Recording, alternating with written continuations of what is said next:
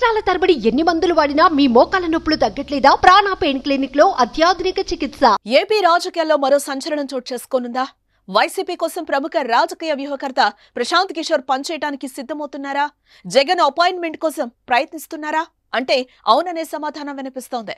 2019 ఎన్నికల్లో వైసీపీ విజయం కోసం పనిచేసి ప్రశాంత్ కిషోర్ మరోసారి జగన్ తో జత కట్టడానికి సిద్ధమవుతున్నట్టు సమాచారం.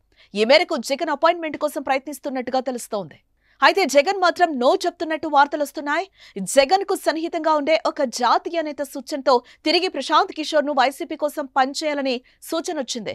జగన్ వద్ద ఈ ప్రతిపాదన రాగా అందుకు జగన్ సుముఖంగా లేరని పార్టీ నేతల సమాచారం. ఈ సమయంలోనే నేరుగా జగన్ ను కలిసేందుకు ప్రశాంత్ కిషోర్ ప్రయత్నం చేస్తున్నట్టుగా వార్తలు వినిపించడం చర్చనీయాంశమైంది.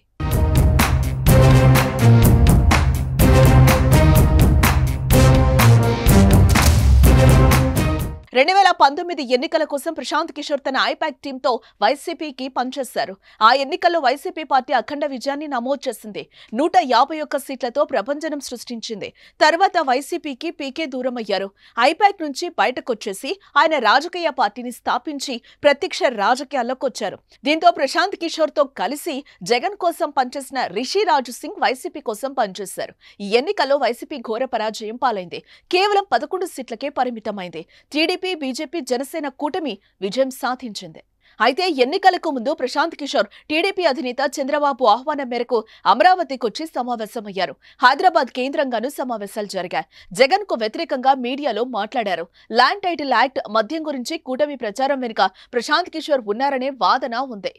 వైసీపీ పార్టీ నేతలు సైతం ప్రశాంత్ కిషోర్ పై తీవ్ర విమర్శలు గుప్పించారు. ఈ పరిణామాల నేపథ్యంలో మరోసారి ప్రశాంత్ కిషోర్ తో జగన్ జట్టు కట్టడానికి ఇష్టంగా లేరని తెలుస్తోంది. మరి ఈ ప్రచారంపై జగన్, ప్రశాంత్ కిషోర్ ఏ విధంగా స్పందిస్తారో చూడాలి.